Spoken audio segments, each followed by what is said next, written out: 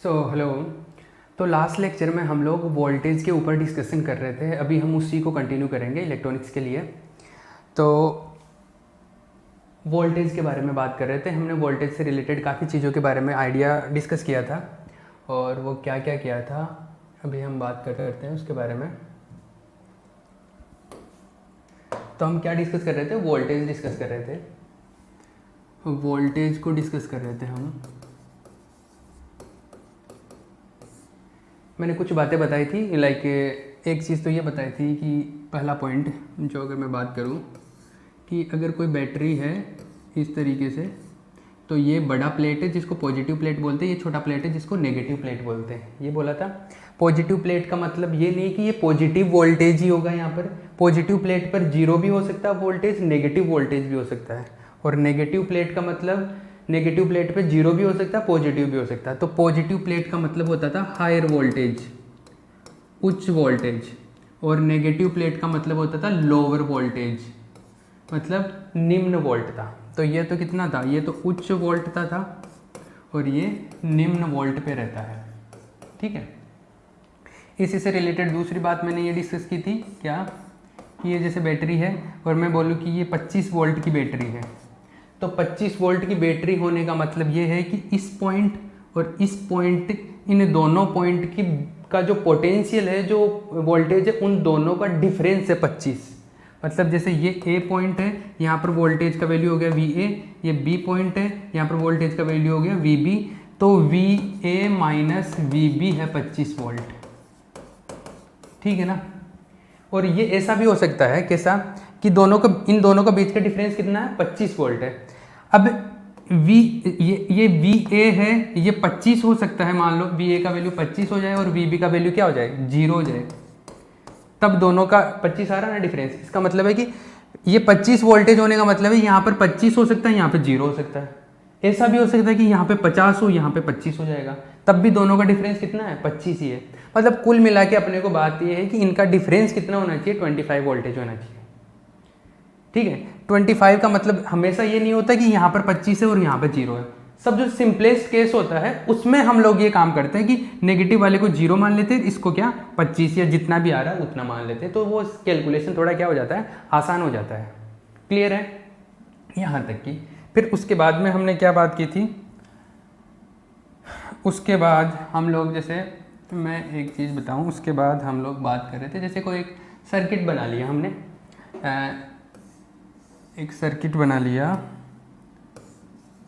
एक जैसे ये रेसिस्टेंस लगा लिया कोई भी, ये बैटरी है। तो मैंने एक चीज़ बताई थी आपको कि पहली चीज़, जब तक सर्किट कंप्लीट नहीं होगा, जुड़ा हुआ नहीं होगा, ये जो वीडियो पहली बार देख रहे हैं मैं आपको बता दूं, पहले जाके दूसरे वीडियो देख ले, शायद ये यहाँ पर आपको समझने में डिफिकल्टी आए।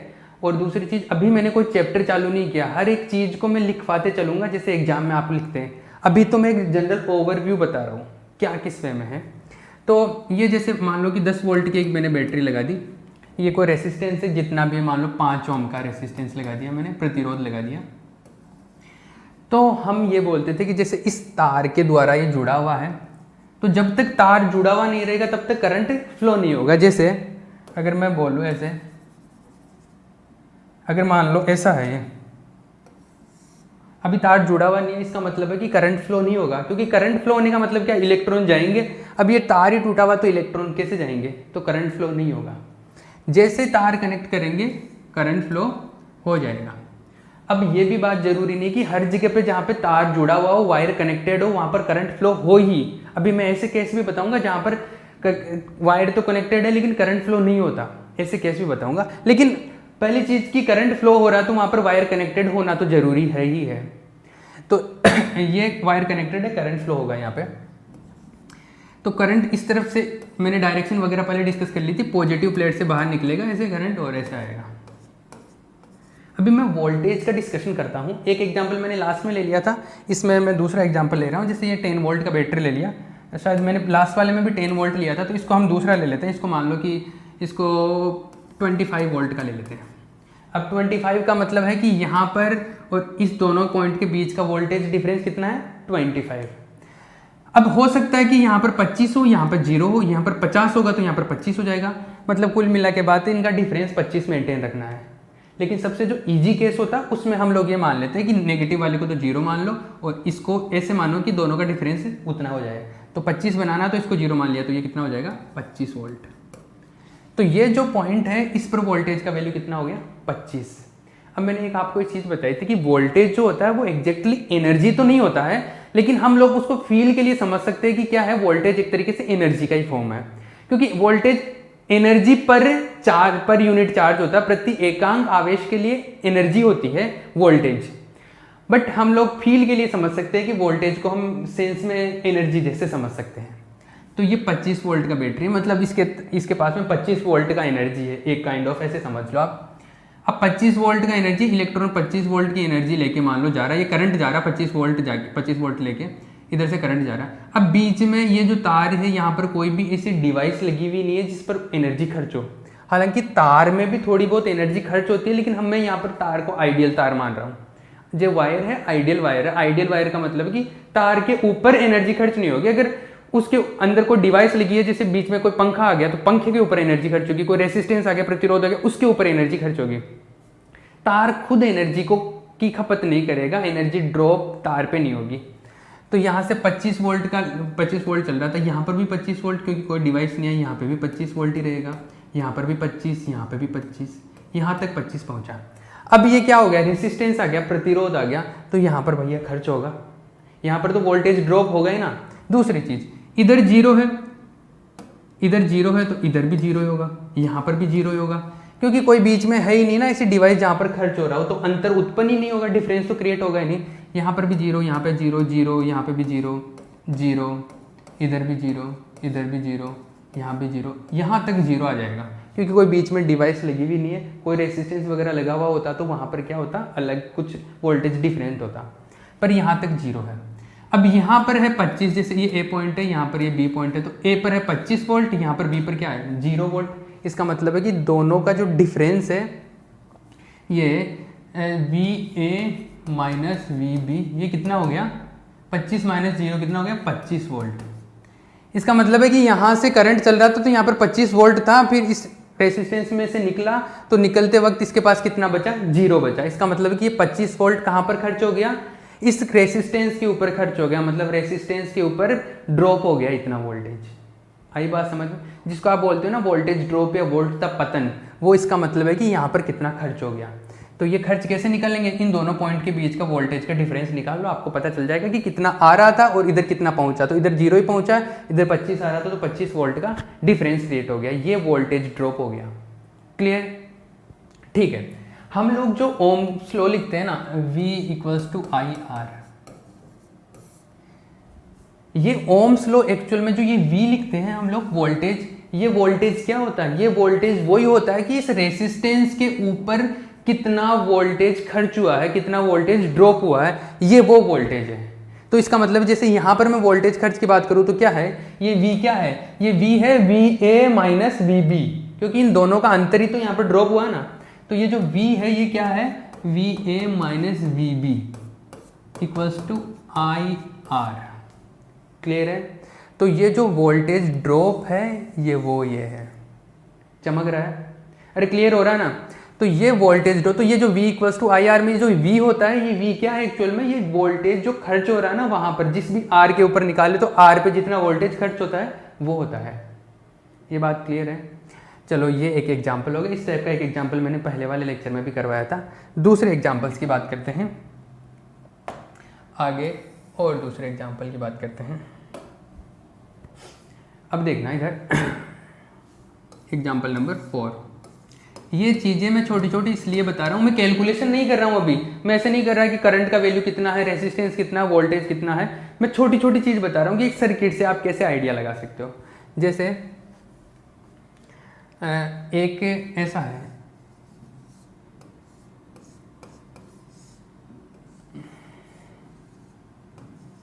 मैंने इन दोनों को कनेक्ट नहीं कर रखा, ठीक है। अब कनेक्ट नहीं कर रखा, इसका मतलब करंट नहीं फ्लो होगा, करंट का वैल्यू कितना होगा 0, ठीक है भैया करंट 0 है। ये मान लो वही एग्जाम्पल है, इसमें 25 वोल्ट का ही बैटरी लगा हुआ है। अभी इसमें जोड़ नहीं रखा, मैंने इसको कनेक्ट नहीं कर रखा। अब अलग अलग जगह पॉइंट पे मैं वोल्टेज बताना चाहता हूँ कितना है।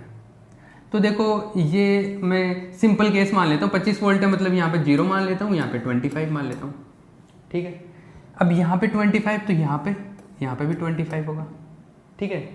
यहाँ पर भी कितना होगा, 25 होगा। ये तो बात समझ में आती है ना, क्योंकि यहाँ बीच में कोई डिवाइस लगी हुई नहीं है जिसके ऊपर कोई खर्च हो। तो यहाँ पर 25 है, यहाँ पे 25, यहाँ पे 25, यहाँ पर 0 है, यहाँ पे 0, यहाँ पे 0, यहाँ पर भी 0। कोई मुझे ये बता सकता है यहाँ पर कितना होगा? जैसे ये A पॉइंट है, ये B पॉइंट है, ये C है और ये D है। इन 4 पॉइंट पे वोल्टेज A पॉइंट पर, वोल्टेज B पॉइंट पर, और वोल्टेज C पॉइंट पर, और वोल्टेज D पॉइंट पर। इन 4 पॉइंट पे मुझे वोल्टेज कैलकुलेट करना है। क्या होना चाहिए? A पॉइंट पर वोल्टेज का वैल्यू क्या होना चाहिए?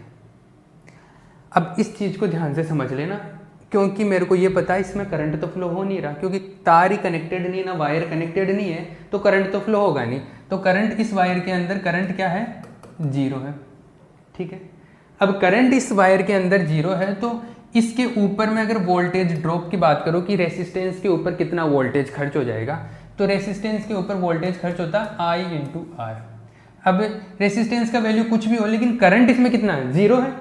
अब करंट 0 है, इसका मतलब है कि रेसिस्टेंस के ऊपर वोल्टेज कितना खर्च हुआ? 0 खर्च हुआ। इसका मतलब इधर से 25 लेके आया था तो उधर 25 ही पहुंचना चाहिए, खर्च ही नहीं हुआ। 0 खर्च होने का मतलब कि वोल्टेज खर्च ही नहीं हुआ। तो यहाँ से 25 लेके आया था तो आगे भी कितना ही पहुंचेगा? 25 ही पहुंचेगा। आई बात समझ? क्योंकि करंट फ्लो नहीं हो रहा तो आई करंट 0 है, और करंट 0 हो गया तो वोल्टेज जो ड्रॉप होता है, वोल्टेज खर्च है, वो भी 0 आ गया। इसका मतलब कि रेसिस्टेंस में वोल्टेज खर्च ही नहीं होगा। तो यहाँ पर 25 है तो यहाँ पर 25 ही पहुँच जाएगा। यहाँ पर 25 तो यहाँ पर भी 25। अब तो कोई आगे है ही नहीं ना, कुछ कनेक्टेड ही नहीं है आगे, मतलब कोई रेसिस्टेंस वगैरह कुछ डिवाइस तो लगी हुई नहीं है। यहाँ पे भी 25, यहाँ पे भी 25, यहाँ पर भी 25, यहाँ पे 25। बात क्लियर हो रही ना? अरे कैसे ये चीज़ें हो पा रही है, समझ में आ रहा है? चलो इसको मैं एक एग्जाम्पल से बताता हूँ, एक आपको डेमोन्स्ट्रेशन करके देखते हैं हम लोग। क्या टाइम बचा अपने पास? चलो ठीक है, इसको डेमोन्स्ट्रेशन करके देखते हैं हम लोग। इसका डेमोन्स्ट्रेशन देखते हैं हम लोग। वो एक सेकेंड,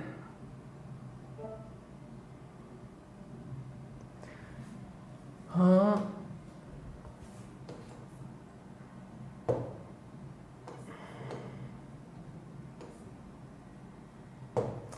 देखो भैया,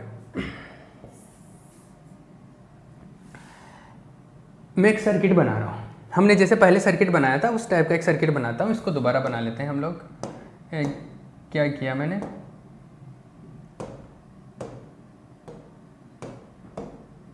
एक सर्किट बनाते हैं आराम से। इन सबको हटा देता हूँ मैं, ये कुछ भी नहीं है मेरे पास में अभी, ये हटा दूँ इनको। मैं एक नया सर्किट बनाता हूँ, और जैसे मैंने क्या सबसे पहले एक बैटरी ले ली। ये बैटरी है मेरे पास। अब एक वायर लेता हूँ मैं, ये वायर ले लिया। जैसे अभी वो जो सर्किट बनाया था रेसिस्टेंस वाला, सेम वही सर्किट मैं यहाँ पे बना रहा हूँ। फिर उसके बाद में हमने क्या किया था, एक रेसिस्टेंस लगाया था, एक प्रतिरोध लगाया था। चलो भैया ये प्रतिरोध लगा दिया, ठीक है। इसके बाद में मैं यहाँ पर एक स्विच लगा देता हूँ, जिससे को ऑन ऑफ करके हम लोग पता कर सके कि हाँ अब मैंने चालू कर दिया, इसको अब बंद कर दिया। दूसरा एक बल्ब भी लगा देता हूँ, ताकि अपने को ये भी पता रहे कि हाँ बल्ब जल रहा है तो करंट कितना फ्लो हो रहा है, क्या आइडिया रहे थोड़ा बहुत। ठीक है भैया, ये लो। एक दूसरा इसको कनेक्ट कर देता हूँ मैं आगे ले जाके। चलो अब देखो भैया, मैं इसको स्टार्ट करता हूँ, और करंट की डायरेक्शन हाँ कन्वेंशनल करंट है। देखो भैया, अब समझना इस चीज़ को। मैं जैसे इसको कनेक्ट करता हूँ, स्विच को कनेक्ट अभी तक देखो इसमें क्या है, वायर कनेक्टेड नहीं है, मतलब ये टूटा हुआ है ना, यहाँ से समझ में आ रहा है ना, ये टूटा हुआ, करंट फ्लो नहीं हो रहा। जैसे मैं इसको कनेक्ट कर दूँ करंट फ्लो होगा, जैसे ये कनेक्ट कर दिया करंट फ्लो हो रहा है ना। तो अभी ये टूटा हुआ, अभी करंट फ्लो नहीं हो रहा। तो मैंने अभी आपको बोला था ना कि ये मैंने कितने 25 वोल्ट की बैटरी ली थी, कितने की ली थी 25 वोल्ट की। तो देखो मैं इसका भी वोल्टेज 25 वोल्ट करता हूँ। अभी 9 वोल्ट की बैटरी लगा रखी है। लास्ट जो एग्जांपल लिया था ना वो ही मैं सोल्व करके बता रहा हूँ आपको। ये कितने वोल्ट की हो गई, ये एग्जैक्टली 25 की सेट नहीं हो पा रही। ये अभी कितने का है, हाँ 25 वोल्ट हो गया, ठीक है। ये 25 वोल्ट की बैटरी है। अब मैंने अभी थोड़ी देर पहले आपको क्या बताया था, मैंने थोड़ी देर पहले आपको ये बताया था कि यहाँ पर 25 वोल्ट है, यहाँ पर 0 वोल्ट है, ऐसे बोला था। यहाँ पर कितना था, यहाँ पर भी मैंने बोला था कि करंट फ्लो नहीं हो रहा, तो यहाँ पर 25, यहाँ तो वैसे 25 हो गया, यहाँ पर भी 25 है, यहाँ पर 0 था। अब करंट फ्लो नहीं हो रहा तो मैंने बोला था कि आई करंट 0 है, तो वोल्टेज भी क्या हो जाएगा, यहाँ पर 0 ड्रॉप होगा। इसका मतलब यहाँ से 25 है तो यहाँ पे भी कितना पहुँचेगा, 25, तो यहाँ पे भी 25 है, यहाँ पर भी 25 है, तो हर जगह 25, क्योंकि इसमें से करंट ही फ्लो नहीं हो रहा तो वोल्टेज ड्रॉप होने का कोई चांस नहीं है। तो 25 25, ये यहाँ पे भी 25, यहाँ पे भी 25, यहाँ पे 25। अरे ऐसा पढ़ा था, अरे पढ़ा था कि नहीं, ये बात कर रहा हूँ। यहाँ पे 25 वोल्ट का बैटरी था, यहाँ 25 25 25 25, यहाँ तक 25 था, यहाँ पे कितना था 0, इधर 25 चल रहा था, हर जगह पे 25 आया था। यही था, हमने अभी इसको कनेक्ट नहीं कर रखा था, बस वही चीज़ बता रहा हूँ मैं। तो यहाँ पे 25 25 25 चल रहा था। अभी मैं इसको मेजर करके बताता हूँ आपको। जैसे हमारे पास में वोल्ट मीटर है एक सेकेंड। अब हम लोग इसको मेजर करते हैं। जैसे ये वोल्ट मीटर है अपने पास में। वोल्ट मीटर, मैंने ये बोला था कि कभी भी वोल्टेज मेजर करते हैं तो एक को दो पॉइंट लेते हैं ना अपन, उन दोनों का बीच का डिफरेंस लेते हैं। तो एक को 0 पे रख लेते हैं तो दूसरा अपने आप बताता जाएगा कि कितना वोल्टेज है वहाँ पर। तो जैसे इसका एक पॉइंट में यहाँ पर ये, क्योंकि यहाँ पर 0 है तो इसको 0 पे रख लेता हूँ। अब लोग हम चेक करते हैं कि कितना कितना वोल्टेज है हर जगह पे। सबसे पहले बैटरी को चेक कर लेते हैं, बैटरी का कितना वोल्टेज है। जिन दो टर्मिनल के बीच में लगा रहा तो उन दोनों टर्मिनल के बीच का क्या वोल्टेज बताएगा ये। इसको तो मैंने 0 पे सेट कर लिया। इसको देखो कितना बता रहा है, 25 बता रहा है, 25।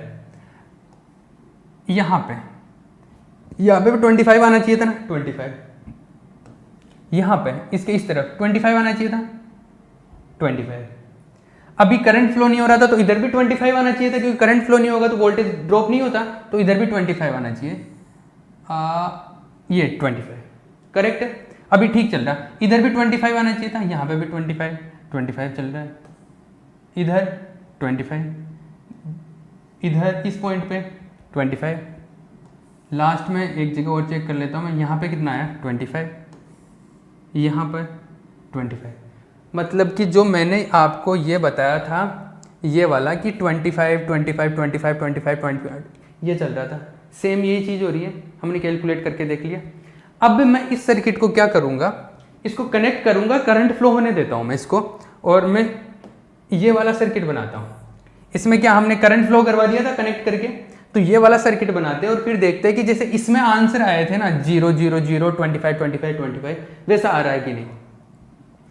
तो देखो भैया, इसको हम लोग अभी क्या कनेक्ट करते हैं। अभी इसको वोल्ट मीटर को तो हम लोग हटा देते हैं, वोल्ट मीटर को साइड में हटाते हैं। इसको कनेक्ट करो, कनेक्टेड है, करंट फ्लो हो रहा है। देखो करंट की डायरेक्शन ये पॉजिटिव है तो पॉजिटिव से बाहर की तरफ, नेगेटिव में अंदर की तरफ। क्लियर है। बड़ा बैटरी लगा दूंगा, बैटरी का वोल्टेज बढ़ा दूंगा तो करंट ज़्यादा तेज जाएगा। एक बार करके देख लेते हैं। बैटरी का वोल्टेज जैसे 25 वोल्ट है, इसको थोड़ा बढ़ा दो, बढ़ा देंगे तो क्या होगा, इलेक्ट्रॉन ज़्यादा तेज भागेंगे, इलेक्ट्रॉन ज़्यादा तेज भागेंगे मतलब करंट ज़्यादा हो जाएगा, तो करंट का वैल्यू बढ़ गया। करंट का वैल्यू बढ़ जाएगा तो बल्ब के पास में पावर भी ज़्यादा हो गया, एक तरीके से ज़्यादा रोशनी निकलेगा। अरे समझ में आ रहा है, ठीक है। ये सारी बातें होगी। अब मैं वोल्टेज मेजर करता हूँ। मैंने जैसे ये 25 वोल्ट का अगर लगाया है, कितने का, मैं अगर इसको 25 वोल्ट का बना दूँ और वो एग्जाम्पल हम लोग इसको डिस्कस करते हैं। ये 25 वोल्ट का बैटरी हो गया। तो 25 वोल्ट की बैटरी में मैंने ये बताया था कि यहाँ पर उस एग्जाम्पल में ये बताया था कि यहाँ पर 25 है, यहाँ पर 0 है, यहाँ पर भी 25 है, इस पॉइंट पर भी, इस पॉइंट पर भी 25 है, इस पॉइंट पे 0 है, यहाँ पे भी 0, यहाँ पर भी 0, यहाँ पे भी 0 0 0 0 0, यहाँ तक 0 चल रहा है। आई बात। उसमें बल्ब नहीं लगा हुआ था ना, एक बार बल्ब को हटा ही देते हैं हम लोग। उसमें बल्ब लगा हुआ नहीं था, ताकि बल्ब देख के आपको कन्फ्यूजन ना हो। एक बार बल्ब को हटा देते हैं हम लोग, बल्ब को हटा दो। डायरेक्ट वायर से कनेक्ट कर दो। अब देखो तो यहाँ पर 25, यहाँ पर 0, यहाँ पर भी 25 था, यहाँ पर 0 0 0 0 चल रहा था, यहाँ पर भी 0, यहाँ पर भी 0, यहाँ पर भी 0। इस पॉइंट तक ये प्रतिरोध लगा हुआ रेसिस्टेंस, मतलब ऐसा सर्किट जो बनाया था हमने, कहाँ गया अभी मैं बताता हूँ, ये भी 0। तो इन यहाँ पर 25 आना चाहिए, यहाँ पर 0 आना चाहिए सब जगह पे, और इधर 25 आना चाहिए, ये है। अब मैं इसको वैसे वोल्ट मीटर लगा के चेक करके हम लोग इसको देखते हैं। देखो भैया इसको चेक करते हैं हम लोग। ये वोल्ट मीटर ले आता हूँ। तो वोल्ट मीटर के लिए 2 पॉइंट चाहिए, एक तो मैं 0 पे रख लेता हूँ, तो 0 के रेस्पेक्ट में मेजर करेंगे हम सब। तो इसको एक को तो 0 पे रख लेता हूँ, इसको तो 0 पे रख लिया, ठीक है। अब इससे मेजर करता हूँ मैं। ये बैटरी का यहाँ पर कितना है 26, एक्चुअल में हमने 26 वोल्ट का लगा रखा है क्या। इसको 25 कर देता हूँ। ये एक सेकेंड,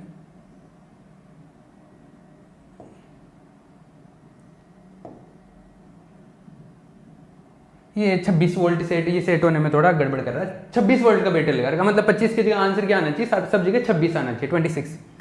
तो हम लोग क्या इसको यहाँ पे कितना आ रहा है 26, यहाँ पे भी 26 आना चाहिए 26, यहाँ पर भी कितना आना चाहिए 26। अब हम लोगों को ये पता है कि ये 26 यहाँ पे ड्रॉप हो जाता है क्योंकि करंट फ्लो हो रहा है, तो यहाँ पर कितना पहुँचना चाहिए 0, तो यहाँ पर 0 आना चाहिए, इसमें 0 रीडिंग आना चाहिए। जैसे मैं इसको टच करूँगा तो 0 आ रहा, अरे क्लियर है ना। तो जो मैं बात कर रहा था कहाँ पर, मैं जो बात कर रहा था यहाँ पर, कि यहाँ पर जैसे वहाँ पर 26 वोल्ट का लगाया था, यहाँ पर 25 का, तो 25 की जगह 26 आ गया। तो यहाँ पर जैसे 25 वोल्ट आ रहा, 25 वोल्ट आ रहा, 25 वोल्ट आ रहा, करंट फ्लो हो रहा, तो पूरा वोल्टेज यहाँ पर ड्रॉप हो गया था, यहाँ पर 0 आया था। क्लियर है। अरे ये बात समझ में आती है कि नहीं आती है। तो ये इस टाइप की बहुत सारी चीज़ें हैं। चलो और नया एग्जाम्पल लेते हैं हम लोग, कुछ और बात करते हैं, एक सेकेंड। और ये जो सारी चीज़ें हैं इनको डिस्कस करते जाते हैं।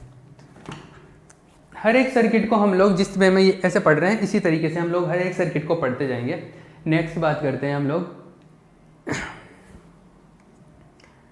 चलो ये नेक्स्ट एग्जाम्पल की बात करता हूँ मैं। ये 5th नंबर का एग्जाम्पल है। एग्जाम्पल इन द सेंस मैं अभी छोटी छोटी चीज़ें समझाने की कोशिश कर रहा हूँ एग्जाम्पल नंबर लिख के। वैसे एग्जाम्पल कुछ ऐसा है नहीं, ये ऑलमोस्ट लास्ट क्लास है। उसके बाद में हम लोग एग्जाम में कैसे आएगा या कैसे लिखना उस वे में पूरा प्रॉपर वे में स्टार्ट करेंगे नोट्स। एक चीज़ बताओ, जैसे ये रेसिस्टेंस लगा हुआ है, ये 25 वोल्ट की बैटरी है, इधर से करंट फ्लो हो रहा है। अभी देखा था वो एग्जाम्पल है, पर इसमें कुछ नई बात करूँगा मैं। यहाँ पर 25 वोल्ट है, यहाँ पर भी 25 वोल्ट है। मैंने बताया था यहाँ पे 0 ले लिया, तो यहाँ पे भी 0, यहाँ पे भी 0, यहाँ पे 0, यहाँ पे 0 0 0, यहाँ पे तक 0 आ गया। क्लियर है। मैंने लास्ट लेक्चर में एक और बात बताई थी कि कहीं पर भी 2 पॉइंट के बीच में करंट तभी फ्लो होगा जब उन दोनों के बीच में वोल्टेज का कुछ डिफरेंस हो, अंतर हो। अगर दोनों पॉइंट पर वोल्टेज बराबर है तो करंट फ्लो नहीं होगा, ऐसा बताया था। अब चलो एक चीज़ बताओ मुझे, यहाँ पर तो चलो 25 है, यहाँ पर 0 है, तो वोल्टेज का डिफरेंस है तो करंट फ्लो हो गया। लेकिन ये पॉइंट 0 है, ये 0 है, तो फिर यहाँ पर करंट क्यों फ्लो हो रहा है? वोल्टेज तो इक्वल आ गया ना, करंट फ्लो क्यों हो रहा है? या ये आप यहाँ पे देख लो, यहाँ पे 0 है, यहाँ पे भी 0 है, तो ये इधर करंट, इसमें तो करंट आता है ना, अभी देखा था हमने, तो फिर करंट क्यों आ रहा है? वोल्टेज का डिफरेंस तो 0 है यहाँ पे, इसका मतलब करंट फ्लो नहीं होना चाहिए। अरे ऑब्वियस सी बात है, नहीं होना चाहिए। जो मैंने स्टेटमेंट बताया उसके हिसाब से तो नहीं होना चाहिए, तो फिर क्यों हो रहा है? इस चीज़ का आंसर सुनना। आपने एक चीज़ मैं बताता हूँ क्या है। जैसे यहाँ पर 25 है, यहाँ पर 0 है, ये इसको इस चीज़ को ऐसे समझना आप। जैसे ये बहुत ऊपर हाइट है, इसकी हाइट है मान लो 25, तो ये यहाँ पे 25 हाइट पे है, ये कितने पे? 0 पे है। ठीक है। अब यहाँ से कोई चीज़ को छोड़ता हूँ, इस पॉइंट और इस पॉइंट के बीच में डिफरेंस कितना है? 25 का है। तो यहाँ से कोई चीज़ छोड़ूंगा मैं, जैसे मान लो मैंने एक टायर है गाड़ी का, वो टायर छोड़ देता हूँ मैं, बचपन में टायर चलाते थे ना, वो वाला टायर। तो मैं टायर छोड़ देता हूँ यहाँ से, तो यहाँ तो 25 है, यहाँ पे 0, तो हाइट का डिफरेंस है, तो ऑब्वियस सी बात है कि यहाँ से टायर नीचे आ जाएगा। तो ये टायर घूमता हुआ मान लो नीचे आ गया, यहाँ पे आ गया, ठीक है। अब आपको ये सपाट आ गया, ये समतल है, ये प्लेन है यहाँ पे। अब आपको क्या लगता है ये टायर रुक जाएगा? नहीं रुकेगा ना, क्योंकि यहाँ पर हाइट जिस 0 है तो ये हाइट भी सेम है, 0 हाइट पे, ये भी सेम ही हाइट है, ये सेम हाइट है ना। तो यहाँ पर और यहाँ पर हाइट सेम है, लेकिन फिर भी टायर जो यहाँ तक पहुँचा वो टायर यहाँ तक जा ही रहा है ना आगे। क्यों जा रहा है? क्योंकि जब ये टायर यहाँ से यहाँ आया तो उसके पास में कुछ एनर्जी आ गई थी, काइनेटिक एनर्जी की फॉर्म में आ गई, काइंड ऑफ। तो वो एनर्जी इसके अंदर है, वो एनर्जी ले, उस एनर्जी की वजह से ये आगे चलते जा रहा है। वैसे यहाँ पर एनर्जी, यहाँ पर दोनों के बीच में क्या हाइट का डिफरेंस नहीं है, फिर भी चल ही रहा है ना। तो सेम चीज यहाँ पर है, यहाँ पर 25 था, यहाँ पर 0 था, तो इस डिफरेंस की वजह से क्या हो गया, करंट फ्लो हो गया। अब वो करंट फ्लो हो गया, इलेक्ट्रॉन्स के पास में एनर्जी, मतलब करंट फ्लो हो गया, यहाँ से स्टार्ट हो गया। अब यहाँ पर 0, यहाँ पर 0, मतलब ये सेम लेवल पे आ गए, लेकिन पहले चलता हुआ आ रहा था तो उस वजह से आगे चलता हुआ जाएगा, चलता हुआ जाएगा, सेम इसी तरीके से। अरे समझ में आ रहा? ये सारे पॉइंट भी सेम लेवल पर है, लेकिन पहले से वो चलता हुआ आ रहा था तो अब चलता जाएगा, क्योंकि आगे अब उसको कोई रोकने वाला नहीं है। यहाँ पर जैसे चलता हुआ आ रहा था तो यहाँ पर आगे कोई रेसिस्टेंस वगैरह कोई भी उसको रोकने वाला नहीं है, कोई बैरियर नहीं है, तो वो आगे चलता जाएगा। आई बात समझ में? ये उस चीज़ के पीछे का लॉजिक था जो मैंने पहले बताया था। अब जो नेक्स्ट लेक्चर है उसमें थोड़ी बहुत ऐसी बातें और बताऊंगा मैं, और उसके नेक्स्ट लेक्चर में हम लोग प्रॉपर वे में मैं बताऊंगा कि आपकी यूनिवर्सिटी वाइज कितने आपके यूनिट है, कौन से चैप्टर में क्या आएगा, कौन से यूनिट में क्या आएगा, और फिर पहला यूनिट पहला चैप्टर हम लोग स्टार्ट करेंगे। इसके नेक्स्ट लेक्चर में वोल्टेज से रिलेटेड और बातें करूंगा मैं वोल्टेज भी इतना फोकस क्यों कर रहा हूँ, क्योंकि आगे के जो सारे चैप्टर या पूरा इलेक्ट्रॉनिक्स है वो वोल्टेज के इर्द गिर्द ही घूमता है। अगर वोल्टेज की अंडरस्टैंडिंग आपकी क्लियर है तो इसका मतलब है कि आपको पढ़ने में मजा भी आएगा और कभी बोर फील नहीं होगा, ऐसा नहीं लगेगा कि यार ये समझ में नहीं आ रहा। ठीक है, इसलिए मैं वोल्टेज पे इतना फोकस कर रहा हूँ। नेक्स्ट लेक्चर में हम फिर से वोल्टेज की बात करेंगे।